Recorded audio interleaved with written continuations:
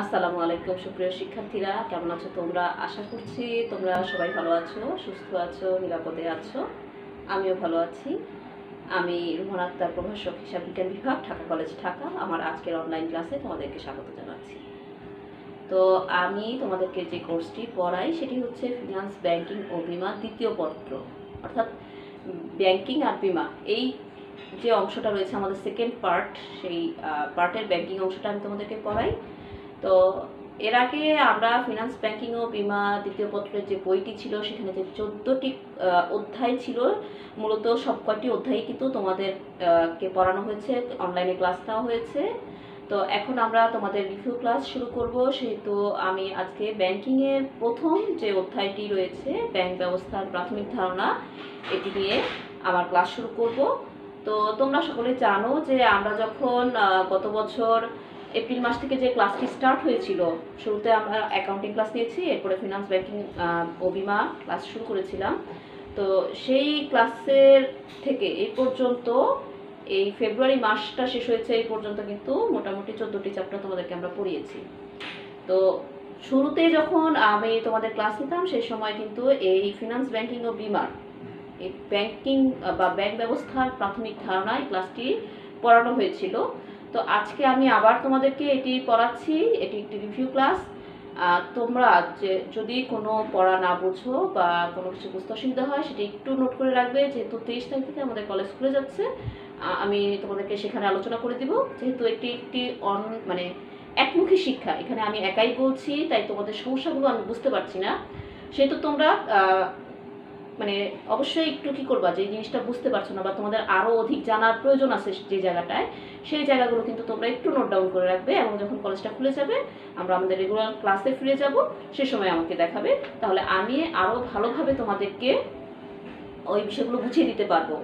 যেহেতু আগে যখন আমি তোমাদের ক্লাস নিয়েছি আমি বলেছিলাম যে কমেন্টসের মাধ্যমে আমাকে জানাও, তো কিছু ছাত্র হয়তো জানিয়েছো, কিছু জানাওনি, কিন্তু হয়তো তোমার মনে কোশ্চেন ছিল সেটা তুমি করতে পারোনি। হয়তো সেটা হতে পারে প্রযুক্তির সমস্যার কারণে, অথবা সেটা হতে পারে কোনো মানসিকতার কারণে, যে কোনো কারণে হোক হয়তো তুমি সেই কোশ্চেনটা করতে পারোনি। তো এখন যেহেতু আমাদের সুযোগ হয়েছে সেই কোশ্চেনগুলোর অ্যান্সার দেওয়ার, সেহেতু তোমরা যদি কোনো কিছু বুঝতে না পারো তাহলে সেটা নোট ডাউন করে রাখবে, এবং কলেজ খোলার পরে তোমরা যখন কলেজে আসবে আমাদের ক্লাসগুলোতে, তখন সেগুলো আমাদেরকে দেখাবে, এবং অবশ্যই আমরা সেগুলো সলভ করার চেষ্টা করব। তো আজকে আমি আমার ক্লাস শুরু করছি। আমি আগেই বলেছি তোমাদেরকে যে আমি তোমাদেরকে পড়াবো ব্যাংক ব্যবস্থার প্রাথমিক ধারণা। তো ব্যাংক ব্যবস্থার প্রাথমিক ধারণা যদি আমরা পড়তে চাই, তাহলে শুরুতে কি হয়, এই ব্যাংকটা কোথা থেকে আসলো, এই ব্যাংক শব্দটির উৎপত্তি কোথায়, আর এর ইতিহাসটা কি, সেটা আমাদেরকে জানতে হবে। আমাদের সামাজিক জীবনে বলি, বর্তমান আধুনিক জীবনে বলি, সব কিছুই কিন্তু অর্থকে ঘিরে কি প্রবর্তিত হয়। এই অর্থটা আমাদের সমাজ জীবনে, পারিবারিক জীবনে, ব্যক্তিগত জীবনে, রাষ্ট্রীয় জীবনে, মানে সব জায়গায় কিন্তু ওতপ্রোতভাবে জড়িয়ে আছে। এটা ছাড়া কিন্তু আমরা আমাদের জীবনটাকে কল্পনা করতে পারি না। আমাদের দৈনন্দিন যে কার্যাবলীগুলোকে আমরা নির্বাহ করি সেখানে কিন্তু অর্থের একটা প্রভাব থেকেই যায়। আর এই অর্থ থেকেই কিন্তু এসেছে ব্যাংক, অর্থাৎ অর্থের প্রয়োজনেই কিন্তু এসেছে ব্যাংক। মুদ্রা বা অর্থ যেমন ব্যাংকের জন্ম দিয়েছে, তেমনি ব্যাংকই করেছে এই অর্থকে করেছে গতিশীল, অর্থাৎ অর্থের গতিময়তা, অর্থের প্রচার প্রসার সব কিছুই কিন্তু এই ব্যাংকের মাধ্যমে ঘটেছে। তো এই যে ব্যাংকের মাধ্যমে ঘটলো, এবং আমি যেটা তোমাদেরকে বলছিলাম যে আমাদের সমাজ জীবনে, পারিবারিক জীবনে সব জায়গায় কিন্তু মানে অর্থটা খুব ওতপ্রোতভাবে জড়িয়ে আছে, তাই অর্থের সাথে সাথে কিন্তু ব্যাংকটাও জড়িয়ে আছে। আমরা হয়তো অনেকে ব্যাংকিং করি না, সরাসরি ব্যাংকে গিয়ে অর্থ জমা দিই না বা অর্থ উত্তোলন করি না, কিন্তু এর মানে এই না যে সে ব্যাংকের সাথে জড়িত নেই, সে কোনো না কোনোভাবে কিন্তু ব্যাংকের সুবিধা ভোগ করছে। যেমন যখন কারেন্ট বিলটা দিতে যায় একজন গ্রাহক, সে কি বিদ্যুৎ অফিসে গিয়ে জমা দেয়? আমার জানা মতে তো দেয় না, কারণ সেটার জন্য কিন্তু একটা নিয়ম রয়েছে যে কোনো একটা ব্যাংকের হয়তো একটা শাখায় দেয়, বা কোনো একটা নির্দিষ্ট ব্যাংক করে দেওয়া হয়েছে যে এই ব্যাংকে গিয়ে জমা দিতে হবে। তার মানে কি, যিনি ব্যাংকিং সরাসরি লেনদেন করছেন না তাকেও কিন্তু এই ব্যাংকের সাথে রিলেটেড থাকতে হচ্ছে। তাহলে আমরা একটা কথা কি বলতে পারি, যে আমাদের যে অর্থনৈতিক যে বিষয়টা রয়েছে, একটি দেশের অর্থনৈতিক কর্মকাণ্ডকে গতিশীল করতে, আরও পরিবর্তন করতে একটি সুসংগঠিত এবং সুশৃঙ্খল ব্যাংকিং ব্যবস্থা ছাড়া কিন্তু আসলে অসম্ভব। মানে ব্যাংকটা যতটাই সুসংগঠিত এবং সুশৃঙ্খল হবে ততই কিন্তু তোমার ব্যাংকিং সেক্টরটা স্ট্রং হবে এবং তোমার অর্থনৈতিক কর্মকাণ্ডগুলো কিন্তু আরও গতিশীল হবে। তো সেই লক্ষ্যে আসলে তোমাদেরকে এই ব্যাংকিংটা পড়ানো, যেহেতু তোমরা ইন্টারমিডিয়েট স্টুডেন্ট, তাই তোমাদেরকে অবশ্যই ব্যাংকিং কি, ব্যাংকের কার্যাবলী এগুলো সম্পর্কে জানার প্রয়োজন আছে। যেহেতু ব্যবসায় শিক্ষা বিভাগটা ব্যবসা বাণিজ্যের মানে ব্যবসা বাণিজ্যই তো আমরা তোমাদেরকে পড়াই, তাই এর সাথে কিন্তু এই ব্যাংকটা একদম ওতপ্রোতভাবে জড়িত। সেজন্যই তোমাদেরকে আমরা এই কোর্সটি পড়াই। তো আজকে আমি তোমাদেরকে যেটি পড়াবো সেটি হচ্ছে ব্যাংক শব্দের উৎপত্তি আর এর ইতিহাসটা কি। তো ব্যাংক শব্দের উৎপত্তি কি, দেখো এখানে একটা কথা লিখে রেখেছি, the bank is the life blood of modern economy. অর্থাৎ ব্যাংক হলো আধুনিক অর্থনীতির জীবনী শক্তি। তাহলে এই ব্যাংক শব্দের অর্থটা কি? আমরা ব্যাংক কি জানি, BANK, ব্যাংক, এটা ইংরেজি শব্দ। এর অর্থ কিন্তু অনেকগুলো। জমির আইন, নদী বা জলাশয়ের তীর, কুল, তটরেখা, লম্বা টুল বা বেঞ্চ, বা মানে জমাকৃত বা স্তূপ, ধনভাণ্ডার ইত্যাদি অনেক শব্দ রয়েছে, মানে অর্থ রয়েছে। আসলে যেহেতু ইংরেজি একটি বিদেশি শব্দের পরিভাষা হিসেবে কিন্তু এই অর্থগুলো রয়েছে। তো এর মধ্যে থেকে এই ব্যাংক শব্দটির উৎপত্তি কোথা থেকে হলো? এখন ব্যাংক শব্দের উৎপত্তি কোথা থেকে হয়েছে তা নিয়ে কিন্তু নানান জনের নানান মত রয়েছে। আমরা যদি প্রথম মতের কথা বলি, তোমরা তো অবশ্যই বিভিন্ন ধরনের বই পড়ো। যে আমি যে দুইটা বই সাজেস্ট করেছিলাম, যেমন খালিকুজ্জামান আর শহীদুল্লাহর বই, এই দুইটা বই পড়লেও কিন্তু তোমরা অনেক কিছু জানতে পারবে। তো ব্যাংক সম্পর্কে যে প্রথম মত, সেই প্রথম মতটি হচ্ছে যে কোনো কোনো বিশেষজ্ঞ ধারণা করে ব্যাংক শব্দটি ইটালিয়ান শব্দ ব্যাংকা। আমি একটু লিখে লিখে পড়ে, তাহলে তোমরা বুঝতে পারবে সহজে।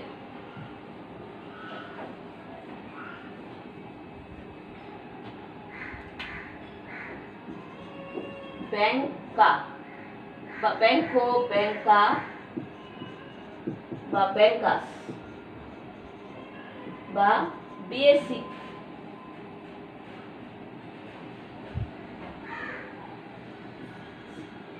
ইত্যাদি এই শব্দগুলো থেকে এসেছে। তবে যে বিষয়টা বেশি ধরা হয়, যে বলা হয় যে এই ব্যাংকো শব্দটি থেকে মানে ইটালি ব্যাংকো শব্দটি থেকে মূলত ইংরেজি ব্যাংক শব্দটি এসেছে। তো এটা হচ্ছে একদল বিশেষজ্ঞের মত। তবে তাদের মতের সাপেক্ষে ML টেনেন তিনি বলেছেন যে তার ব্যাংকিং ল অ্যান্ড প্র্যাকটিস বইটিতে যে ইটালিয়ান শব্দ ব্যাংকো হতেই মূলত ইংরেজি ব্যাংক শব্দটি এসেছে। এবার আসি দ্বিতীয় আরেক দল বিশেষজ্ঞের মতামত থেকে। তারা বলছেন যে ইটালিয়ান শব্দ ব্যাংকো অথবা জার্মান অস্ট্রীয় শব্দ ব্যাংকি, এটা হচ্ছে ইতালিয়ান, তাই না? আর জার্মান বা অস্ট্রীয় শব্দ হচ্ছে ব্যাংকি থেকে। এই ব্যাংকি শব্দ থেকে এসেছে আমাদের যে ইংরেজি শব্দ ব্যাংক, সেই শব্দটি। তো এখন এই যে ব্যাংকো শব্দটি আর ব্যাংকি শব্দটির কিন্তু বানানের পার্থক্য রয়েছে, কিন্তু উচ্চারণটা প্রায় কাছাকাছি। এই জন্যই আসলে মানে এতগুলো মতের সৃষ্টি হয়েছে। তো ব্যাংকি, জার্মান এবং অস্ট্রীয় শব্দ ব্যাংকি, এর অর্থটা কি? ব্যাংকি এর অর্থটা হচ্ছে যে মানে আমরা তহবিল বলি না, যে সরবরাহকৃত তহবিল, সেই তহবিলটা। তো এই যে এই দল যখন বলেছে যে এই ইটালিয়ান ব্যাংকো এবং অস্ট্রীয় জার্মান শব্দ ব্যাংকি হতে এসেছে ব্যাংক শব্দটি, এটির একটি কারণ রয়েছে। কারণটি কি, যখন দ্বাদশ শতাব্দীতে ইটালিতে মানে গোলযোগ দেখা দেয় এবং বহিঃশত্রুর আগমন ঘটে, তখন তাদের যে মানে অর্থব্যবস্থাটা ছিল, সেই অর্থব্যবস্থাটার মধ্যে একটা ধস নামে, এবং সে সময় যারা সরকার ছিলেন তারা কি করে 5% সুদে গণঋণ চালু করে। এবং এই যে গণঋণ, এটার নাম ছিল ইটালিতে মন্টি এবং জার্মানিতে ছিল এটি ব্যাংকি।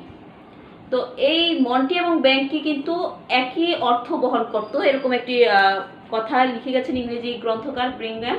তো এই যে তার লেখা অনুযায়ী এটা মনে হচ্ছে যে মন্টি এবং ব্যাংকি এই দুটো শব্দ সম অর্থে ব্যবহৃত হতো। আর যেহেতু জার্মান শব্দ থেকে ইটালিতে আসছে ব্যাংকো শব্দটা, এরকম একটা ধারণা রয়েছে সবার মধ্যে, তাই এই মতটি আসলে বেশি প্রাধান্য পেয়েছিল যে ইটালিয়ান শব্দ ব্যাংকো এবং জার্মানি শব্দ জার্মান শব্দ ব্যাংকি থেকে মূলত ব্যাংক শব্দের উৎপত্তি। তো এর মধ্যে আবার আরও একদল আছেন বিশেষজ্ঞ যারা বলেছেন যে না, ইটালিয়ান জার্মান শব্দ থেকে নয়, শুধুমাত্র জার্মান শব্দ ব্যাংকি থেকেই এই ব্যাংক শব্দটির প্রচলন ঘটেছে। সেখানে আবার ব্যাংক বানান কিন্তু আলাদা। সেখানে ব্যাংক বানান কি বলেছে দেখো, সেই জার্মান শব্দ ব্যাংক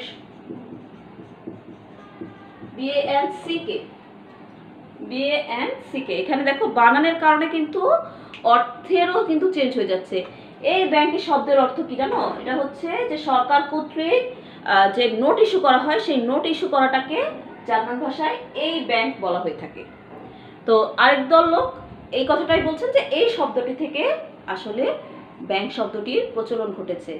কিন্তু আমি যেটা আগে বলছিলাম যে দ্বিতীয় দল যে মত দিয়েছে, তাদের ধারণাটার কারণটা কি ছিল? তারা যেটা বলেছিল যে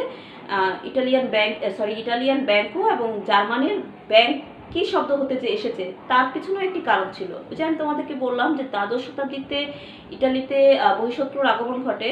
সেই বহিঃশত্রুটা ছিল আসলে জার্মান ইটালির একটা বড় অংশ দখল করে, এবং সেখান থেকেই আসলে দেখা গেছে যে যখন একটা দেশ অন্য একটি দেশ দখল করে নেয়, তখন তাদের কিন্তু কালচার, ভাষা, তাদের ব্যবসা বাণিজ্যে কিন্তু তার একটা প্রভাব পড়ে।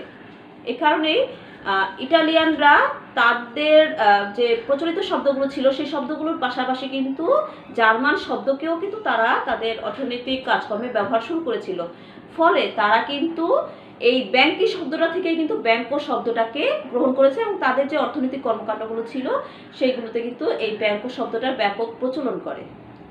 তো আমি যে তিনটা মতের কথা বললাম, এই মতগুলো বিশ্লেষণ করার পরে বিভিন্ন বইতে শেষ যে মতামতটা দিয়েছে সেটা ছিল এরকম যে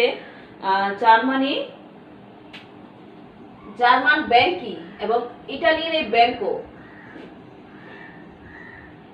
জার্মান অস্ট্রীয় শব্দ ব্যাংকি এবং ইটালির ব্যাংকো, এই দুইটা শব্দ মিলে হয়েছে ব্যাংক শব্দটি। আমি আশা করছি তোমরা বুঝতে পেরেছো যে আসলে কোন দুটো শব্দ থেকে এসেছে। প্রথমে ইটালিয়ানরা জার্মান ব্যাংকি শব্দ থেকে ব্যাংকো শব্দটি গ্রহণ করে, এবং ব্যাংকো শব্দ থেকে ব্যাংক শব্দটির উৎপত্তি ঘটেছে। তাহলে কোশ্চেন যদি আসে, তাহলে আমার ধারণা তোমরা বলতে পারবে যে কোন শব্দ থেকে এসেছে। ব্যাংকি থেকে ব্যাংকো এবং ব্যাংকো থেকে ব্যাংক শব্দটি এসেছে। তো এরপরে আসি আমরা ব্যাংকের উৎপত্তির সংক্ষিপ্ত ইতিহাস। তো ব্যাংকের উৎপত্তির সংক্ষিপ্ত ইতিহাস যদি আমরা বলি, যখন থেকে আসলে মুদ্রার প্রচলন ঘটেছে তখন থেকেই মূলত ব্যাংক ব্যবস্থারও প্রচলন ঘটে গেছে।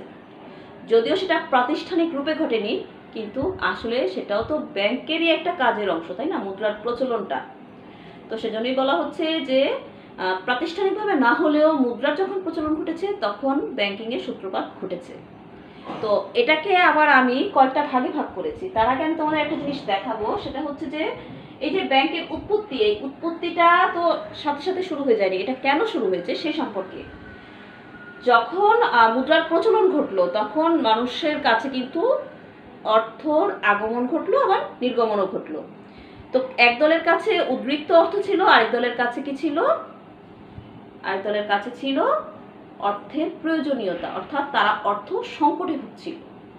তো যারা অর্থের উদ্বৃত্তের মালিক, তারা তাদের সেই অর্থটাকে নিরাপদে রাখার জন্য জায়গা খুঁজছিলেন। আবার যাদের অর্থ সংকট রয়েছে তারা অর্থ পাওয়ার জন্য বিভিন্ন ধরনের ব্যক্তির নিকট, সামর্থ্যবান ব্যক্তির নিকট হাজির হচ্ছিলেন, তাদের কাছে ধর্ণা দিচ্ছিলেন যে তারা যেন এই অর্থ সংকটে পড়া মানুষগুলোকে ঋণ দেয়। তো এই যে বিষয়টা, এক দলের কাছে অর্থ রয়েছে যারা জমা রাখতে চায়, আরেক দলের অর্থের সংকট রয়েছে যারা অর্থ পেতে চায়। এই দুই পক্ষের সমন্বয়ে যিনি এই দুই পক্ষকে সমন্বয় করতে পারছেন যে ব্যক্তি বা প্রতিষ্ঠান, সেটাই কিন্তু ব্যাংক।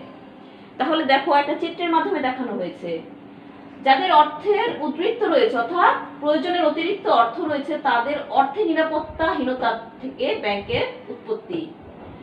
আর অর্থ প্রচলনের কারণে কি হয়েছে? এই অর্থের নিরাপত্তাহীনতা সৃষ্টি হয়েছে।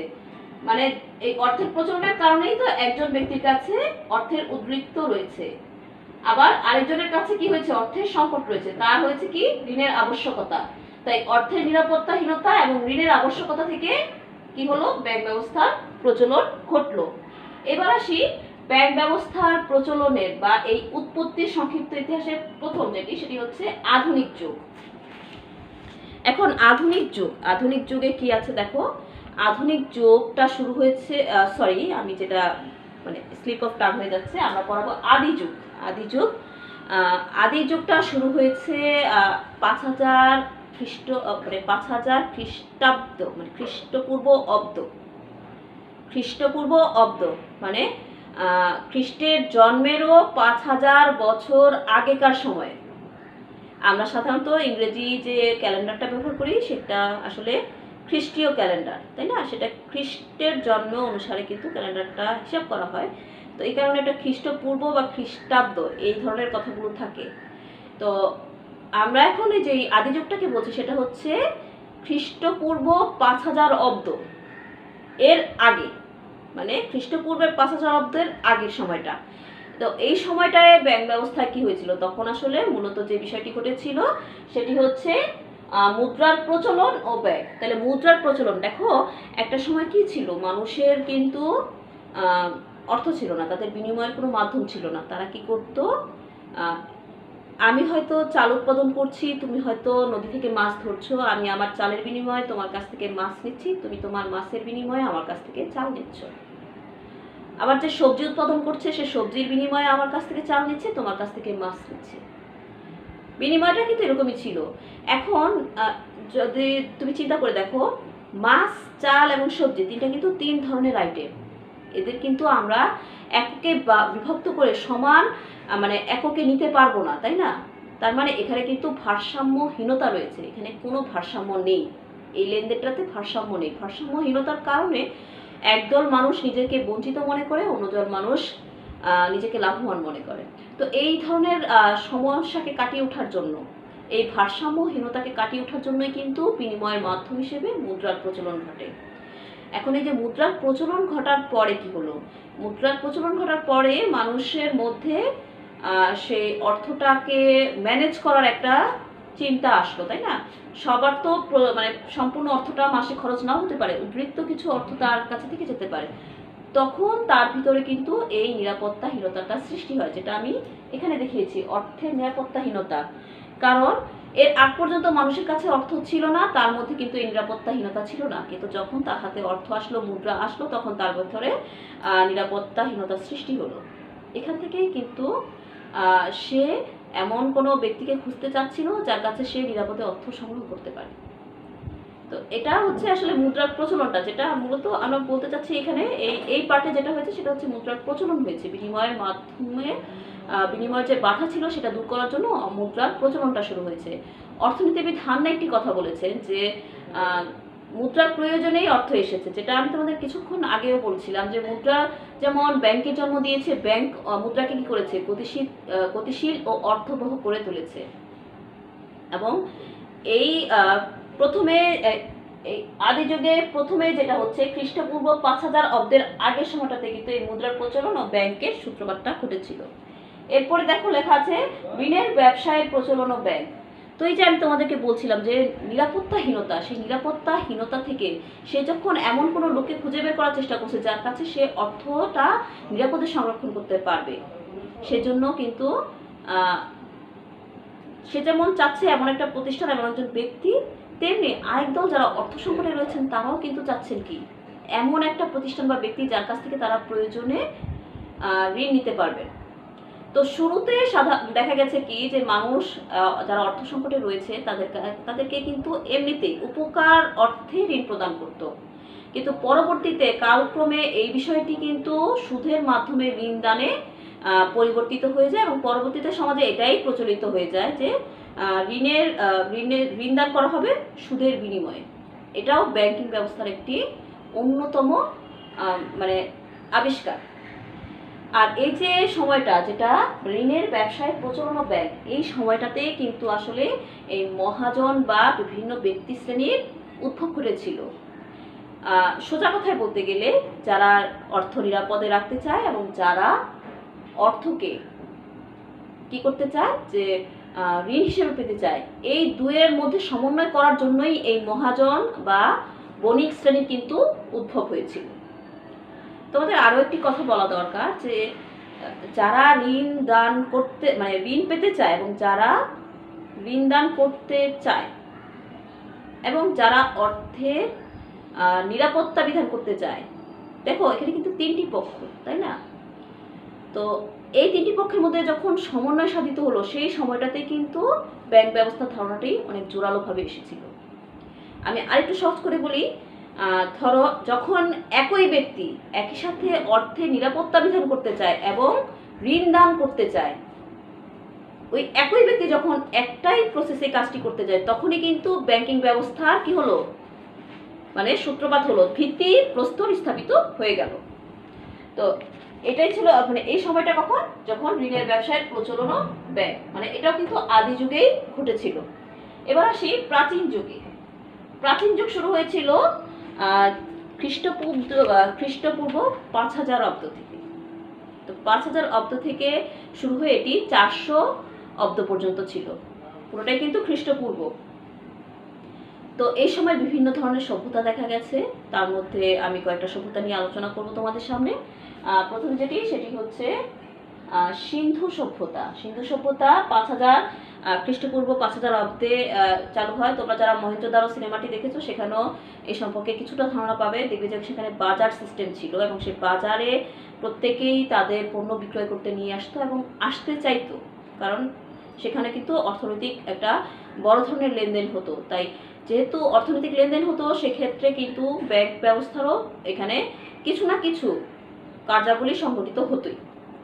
তো এই সময়টাতে আসলে দেখা গেছে যে বিভিন্ন ধরনের তথ্য উপাত্ত যেগুলো বিশ্লেষণ করা হয়েছে এই সিন্ধু সভ্যতার ইতিহাস নিয়ে, সেখানে দেখা গেছে তাদের যে ওই সময়কার যে লোকজন ছিল, তাদের বাণিজ্য কিন্তু রোম, মিশর, তারপরে গ্রিস পর্যন্ত তাদের সাথে লেনদেন কার্যক্রম চালাতো। যে বাণিজ্যিক কার্যক্রমটা সেটা রোম, মিশর, গ্রিস পর্যন্ত তাদের বাণিজ্যিক কার্যক্রম বিস্তৃত ছিল।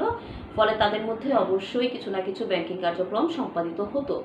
মানে লেনদেনের তথ্য যেহেতু রয়েছে, সেহেতু ব্যাংকিং কার্যক্রমের সংগঠিত হওয়ার তথ্যটাও কিন্তু রয়েছে। এরপরে আসি ব্যাবিলনীয় সভ্যতা। আমরা জানি, অনেক শুনেছি না, ব্যাবিলনের শূন্য উদ্যান নেবুচাঁদ-নেজার এটি বানিয়েছিলেন। তো সেটা বিষয়ে আমি পড়াবো না, আমি পড়াবো ব্যাবিলনীয় সভ্যতা নিয়ে।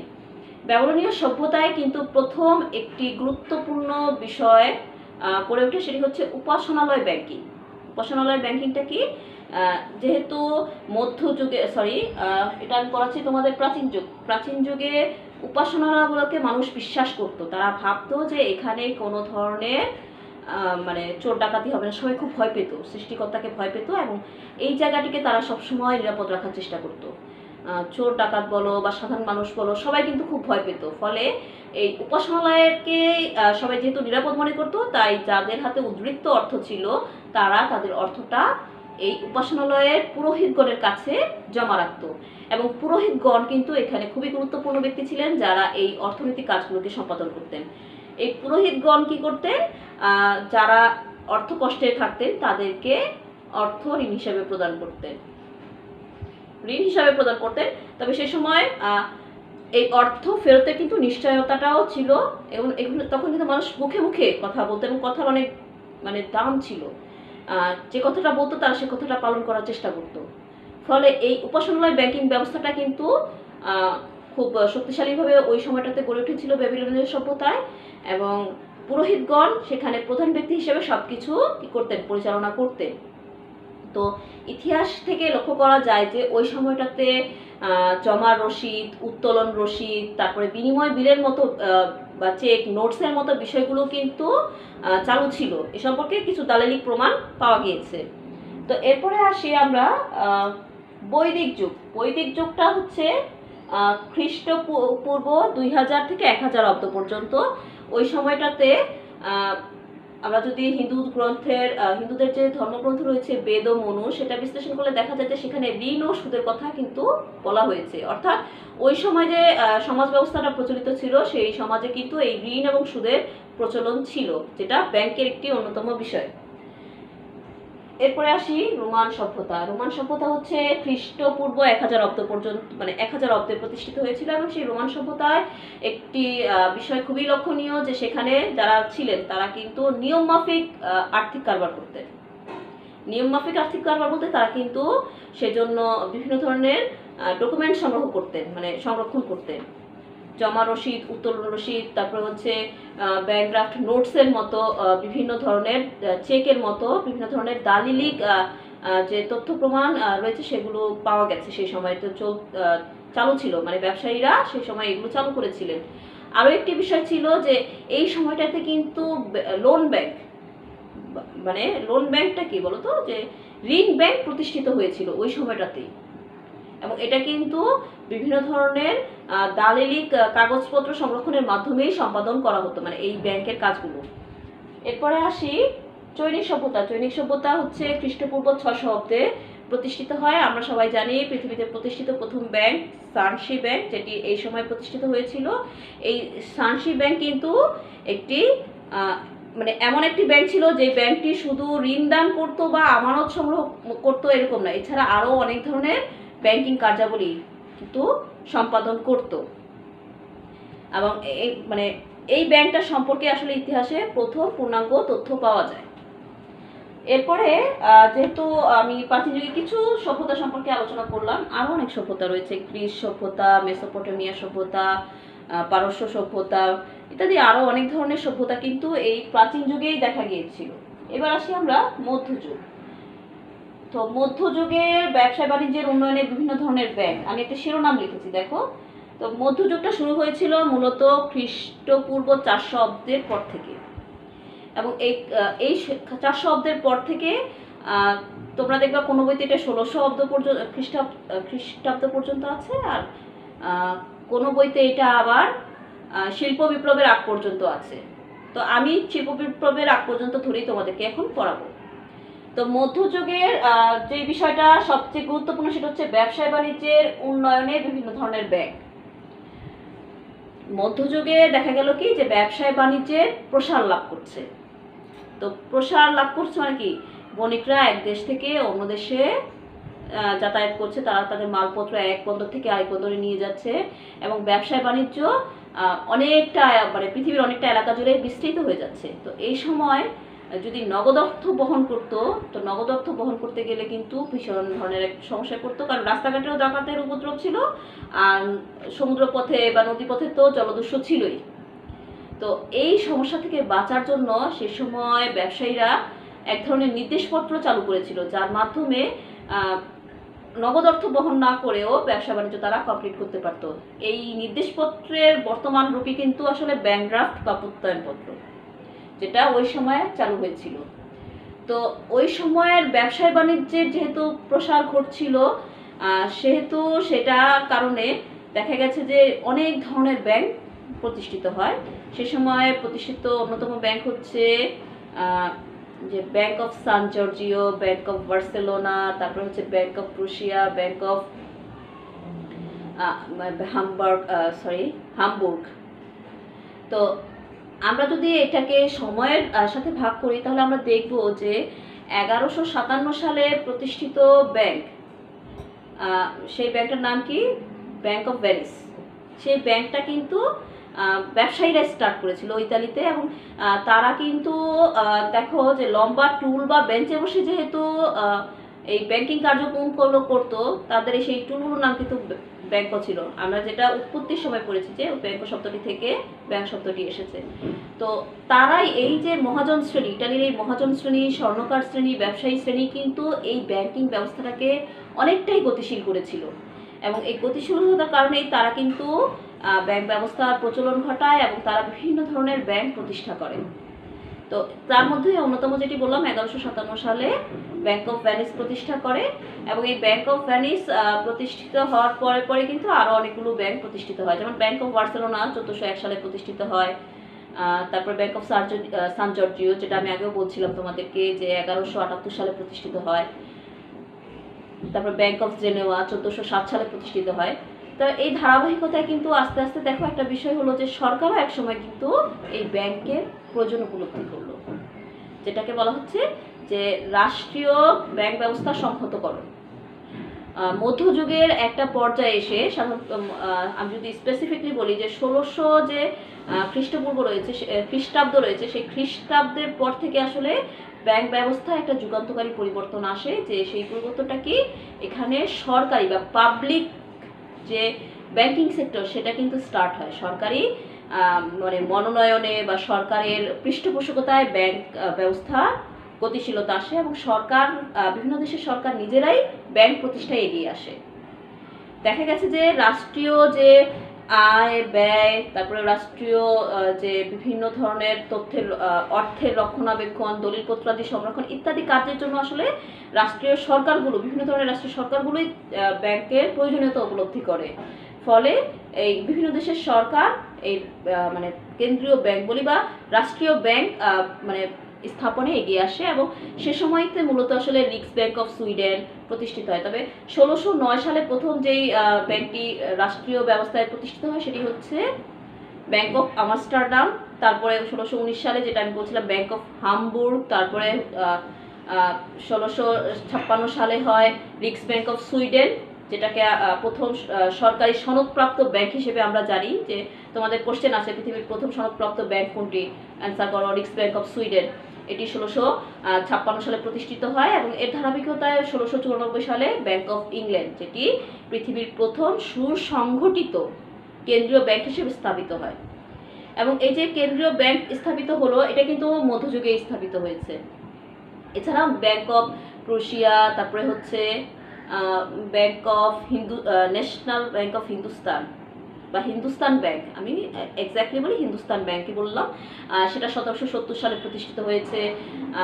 তো এই যে ব্যাংকগুলো আস্তে আস্তে প্রতিষ্ঠিত হয়েছে, এই শিল্প বিপ্লবের আগ পর্যন্ত কেন্দ্রীয় ব্যাংক কিন্তু প্রতিষ্ঠা হওয়া শুরু করলো। এরপরে এর ধারাবাহিকতায় আমরা যদি আধুনিক যুগে আসি, যেটাকে আমি শিল্প বিপ্লবের পরে ধরেছি, সেই শিল্প বিপ্লবের কারণে কিন্তু কি হলো, সারা বিশ্বে, শুধু যে একটা দেশের অভ্যন্তরে তা কিন্তু না, সারা বিশ্বেই একটা ব্যাপক পরিবর্তন আসলো ব্যবসা বাণিজ্যের জগতে। অধিক উৎপাদন, অধিক বিনিয়োগ, অধিক মুনাফা, তারপরে হচ্ছে ধরো অধিক রিস্ক, সব কিছু কিন্তু মিলেমিশে একাকার হয়ে গেল ওই সময়টাতে। এবং তখন যে বিষয়টি বিশেষভাবে লক্ষণীয় ছিল যে বিনিয়োগের জন্য শেয়ার ছাড়া শুরু করলো। এবং এই ব্যবস্থা মানে এই যে শেয়ার ছাড়া মানে অর্থের লেনদেন, অর্থের রক্ষণাবেক্ষণ ইত্যাদি কাজগুলো করার জন্য কিন্তু ব্যাংকের মানে খুব প্রয়োজনীয়তা ছিল। তো ব্যাংক তো আগে থেকেই ছিল, কিন্তু একটি সুসংগঠিত সুশৃঙ্খল ব্যাংকের দরকার ছিল সেই সময়টাতে। এবং এই সুশৃঙ্খল ব্যাংকটির জন্যই কিন্তু আসলে ধীরে ধীরে আরও বৃহদায়তন বা আধুনিক ব্যাংকিং ব্যবস্থার প্রচলন ঘটেছে, বিশেষ করে শাখা ব্যাংকের।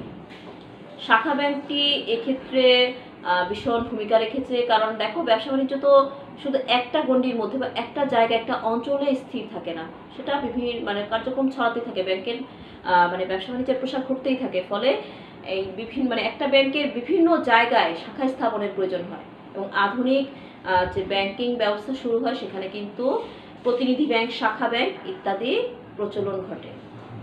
তো এই যে প্রচলন ঘটলো ধীরে ধীরে ব্যাংক ব্যবস্থা কিন্তু কি হলো, আরও আধুনিক হলো, আরও বিভিন্ন ধরনের স্বয়ংক্রিয় যন্ত্রের মাধ্যমে ব্যবসা বাণিজ্য কার্যক্রম সংগঠিত হতে লাগলো। ব্যাংকিং কার্যক্রমও কিন্তু এই স্বয়ংক্রিয় যন্ত্রের মাধ্যমে সংগঠিত হতে লাগলো। এরপরে আসলো ইন্টারনেট ব্যবস্থা। আমরা সেখানে পড়ব ই ব্যাংকিংয়ের প্রসার। বিংশ শতাব্দীর শেষ দিকে যখন কম্পিউটার এবং ইন্টারনেটের মানে আবিষ্কার হলো, এর সাথে সাথে কিন্তু ব্যাংকিং ব্যবস্থাও এর ব্যাপক প্রসার শুরু হলো। এখন বর্তমানে কি দাঁড়িয়েছে, মানুষ মোবাইলেও কিন্তু ব্যাংকিং করছে, তাই না? এটাও কি ই ব্যাংকিংয়ের প্রসারের কারণে হচ্ছে। ইন্টারনেট এবং কম্পিউটারের কারণে ব্যবসার জগতে যেমন অভূতপূর্ব পরিবর্তন এসেছে, ব্যাংকিং জগতেও কিন্তু যুগান্তকারী পরিবর্তন এসেছে। এবং মানুষ এখন একটা সফটওয়্যার ব্যবহার করে কিন্তু তাদের হিসাব সংরক্ষণ করতে পারছে। আগে যেখানে মোটা মোটা লেজার বই ব্যবহার করতে হতো, হয়তো হিসাব মেলাতে তাদের রাত 12টাও বেজে যেত, এখন কিন্তু মানুষ খুব সহজেই কাজগুলো করে ফেলতে পারছে, যেহেতু তারা একটা সফটওয়্যারে তাদের প্রত্যেক দিনের প্রত্যেকটা ট্রানজ্যাকশন টুকে রাখছে এবং সেখান থেকে হয়তো 2-3 ক্লিকের মাধ্যমেই তারা তাদের সমস্ত দিনের যে ট্রানজ্যাকশনগুলো হয়েছে সেগুলো সম্পর্কে তথ্য পেয়ে যাচ্ছে। এবং যারা অ্যাকাউন্ট হোল্ডার রয়েছেন, আমানতকারী বা ঋণ গ্রহীতা, প্রত্যেকের তথ্য কিন্তু তারা তাদের এই সফটওয়্যারগুলোতে সংরক্ষণ করে রাখছে। স্যাটেলাইটের কারণেও কিন্তু মানুষের মধ্যে যে আন্তঃব্যাংকিং সম্পর্ক সেটাও কিন্তু সৃষ্টি হয়েছে এবং আরও জোরদার হয়েছে। ফলে দেশের ভিতরে না, দেশের বাইরেও কিন্তু প্রচুর ব্যাংকিং হচ্ছে। একটা ব্যাংক যদি দেশের বাইরে শাখা নাও থাকে তারপরে কিন্তু সে ব্যাংকিং করতে পারছে এই ইন্টারনেটের কারণে, এই স্যাটেলাইটের কারণে।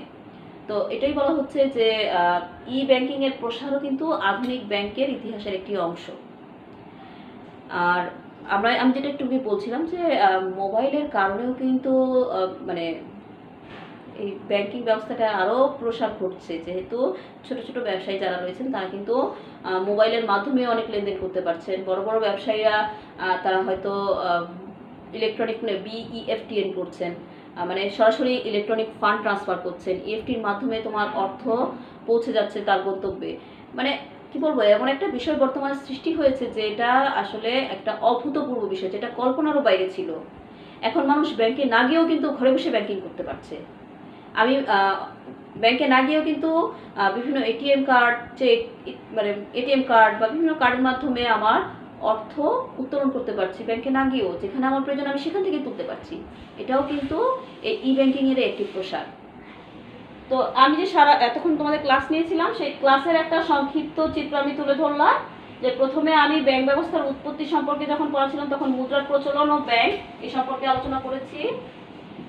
তারপরে হচ্ছে ঋণ প্রচলন, তারপর ব্যাংক ব্যবস্থার উৎপত্তি, বিভিন্ন ধরনের সভ্যতার ব্যাংক ব্যবস্থা, সেখানে পড়িয়েছি উপহাসনালয় ব্যাংকিং, ঋণ ব্যাংক, শান্তি ব্যাংক ইত্যাদি সম্পর্কে। এরপরে আমরা পড়েছি মধ্যযুগে, যেখানে আমরা দুইটা ভাগে ভাগ করে পড়িয়েছি। একটা ছিল ব্যবসায় বাণিজ্যে ব্যাংক ব্যবস্থার উন্নয়ন, আরেকটি ছিল রাষ্ট্রীয় ব্যাংক ব্যবস্থার সংহতকরণ। মূলত কেন্দ্রীয় ব্যাংক কিন্তু এই সময়টাতে, এই রাষ্ট্রীয় ব্যাংক ব্যবস্থা সংহতকরণের সময়টাতেই কেন্দ্রীয় ব্যাংক ব্যবস্থার উদ্ভব ঘটে। আর তারপরে আসছে আমরা আধুনিক যুগ, যেটা শিল্প বিপ্লবের পরে সংগঠিত হয়েছিল। সেই সময়টাতে যে ব্যাংকগুলো প্রতিষ্ঠিত হয়েছিল বা ব্যাংকগুলো আসলে যে বৃহৎ আকার, আয়তনে বা ব্যাপক কর্মকাণ্ড নিয়ে যে তারা আবির্ভূত হয়েছিল, সেই সময়টা হচ্ছে আধুনিক যুগ। তো এই ছিল আজকে তোমাদের সাথে আমার ক্লাস। নেক্সট ক্লাস পর্যন্ত তোমরা প্রত্যেকে ভালো থাকবে, সুস্থ থাকবে। তোমাদের সকলকে ধন্যবাদ জানিয়ে আমার ক্লাস এখানেই শেষ করছি। আল্লাহ হাফিজ।